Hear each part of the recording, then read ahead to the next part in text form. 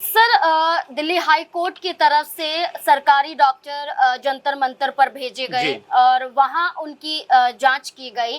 तो डॉक्टरों ने बड़ी चिंता जाहिर की है कि जल्द से जल्द अगर कोई फैसला नहीं सुनाया गया या सरकार की तरफ से एक्शन नहीं लिया गया या ये अनशन नहीं तोड़ा गया, जो भूख हड़ताल पर सोनम वांगचुक बैठे हैं, अगर नहीं हटे भूख हड़ताल से तो उनका ऑर्गन भी फेल हो सकते हैं। ऐसी चिंता जाहिर करते हुए डॉक्टर नजर आए हैं। क्या लगता है कि ये सिर्फ चिंता नहीं है बल्कि एक बड़ी परेशानी है, क्योंकि वो बड़ा चेहरा है और शिक्षा के स्तर पर बड़ी मेहनत कर चुके हैं, लड़ाई लड़ चुके हैं और आज बैठे हैं। अगर सरकार नहीं सुनती है तो क्या हम वहां का नजारा देख सकते हैं? देखिए, पहली बात तो ये है नाज़मीन की पॉलिटिक्स से ऊपर उठकर जिस मुद्दे को लेकर वो बैठे हैं, जाहिर बात है कि सरकार की तरफ से किसी न किसी नुमाइंदों को आकर बात तो करनी चाहिए, लेकिन अभी तक हमने देखा कि कोई भी सरकार की तरफ से पहल करने को तैयार नहीं है। और इसी बात को लेकर एक पिटीशन भी दाखिल की गई कोर्ट के अंदर और यहाँ पर दिल्ली हाई कोर्ट ने कहा कि देखिए, हर इंसान की ज़िंदगी बेहद ज़रूरी है, उसको बचाया जाना चाहिए। वो तो कोर्ट की तरफ से तो यहाँ तक कहा गया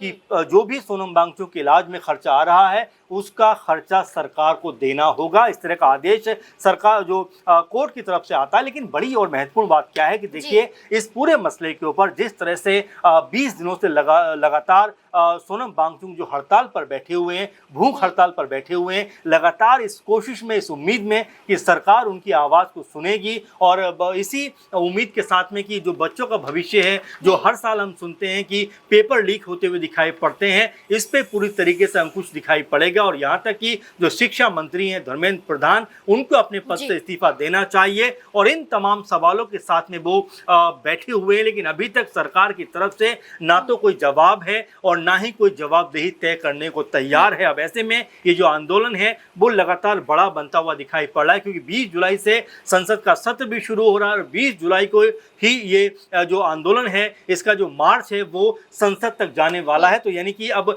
तमाम जो पॉलिटिकल पार्टियां हैं उनका भी सपोर्ट यहाँ पर मिल रहा है, चाहे अखिलेश यादव की बात करें, समाजवादी पार्टी की बात करें, या फिर हम कांग्रेस की बात करें, पवन खेड़ा कांग्रेस पार्टी से पहुंचे, या फिर चंद्रशेखर आजाद की बात करें। यानी कि एक तरीके से जो समूचा विपक्ष है अब सोनम वांगचुक के साथ में खड़ा हुआ दिखाई पड़ता है। ऐसा अगर होता है तो इस आंदोलन के जरिए सरकार पर बड़ा दबाव पड़ता हुआ दिखाई पड़ेगा। बिल्कुल, क्योंकि डॉक्टर सतीश लांबा ने ये कहा है कि लगभग 9 केजी से ज्यादा जो उनका वेट है वो घट चुका है और ये तक कहा जा रहा है ग्लूकोज और फैट के मांस को अब अंदर ही अंदर खाया जा रहा है, जिस वजह से जो यूरिक एसिड है वो बढ़ गया है और जो मांसपेशियां हैं वो गलने लगी हैं। और ऐसे ही रहा, अगर वो कंटिन्यू करते रहे अपनी भूख हड़ताल को, तो उनका ऑर्गन भी फेल हो सकता है। ये चिंता जाहिर डॉक्टरों की तरफ से की गई है। अब देखना होगा कि जहां डॉक्टरों ने चिंता जताई है, क्या सरकार अब आगे आएगी, क्या वो झुकती हुई दिखाई देगी, क्या उनकी मांगों पर चर्चा करने के लिए भी तैयार होगी या फिर नहीं।